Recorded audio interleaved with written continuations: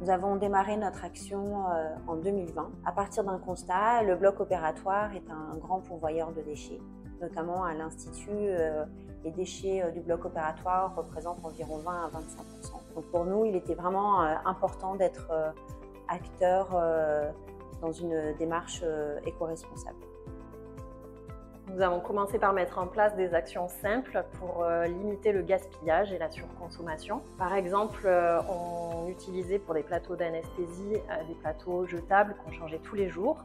On a changé pour des plateaux en inox qu'on garde tout le temps et qu'on nettoie régulièrement. On a aussi reconsidéré notre matériel qui était dans des trousses spécifiques à usage unique.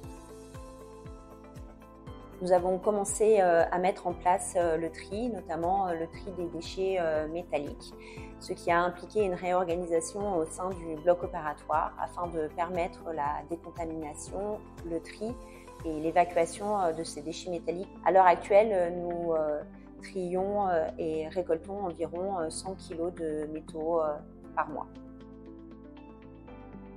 Pour aller plus loin, nous avons mis en place dans chaque salle des poubelles 3 flux pour optimiser le tri, notamment les papiers cartons d'un côté, les plastiques qui représentent 2,5 tonnes par mois au bloc opératoire et le troisième flux pour tout ce qui reste. De plus, nous avons supprimé les dasseries des salles opératoires. La suppression des dasseries dans les salles au bloc opératoire a permis la diminution de 21 tonnes par an au sein de l'Institut. De plus, depuis plusieurs années, nous avons totalement supprimé de nos salles le desflurane, qui est le gaz anesthésique le plus polluant.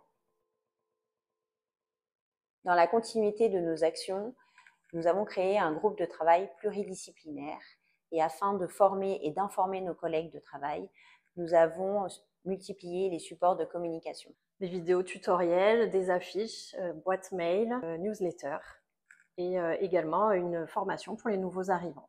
Dans un souci d'éco-conception des soins et pour limiter l'utilisation des médicaments d'anesthésie, nous utilisons largement au bloc opératoire et à la radiologie interventionnelle l'hypnose conversationnelle, l'hypnosédation, ainsi que des casques de réalité virtuelle.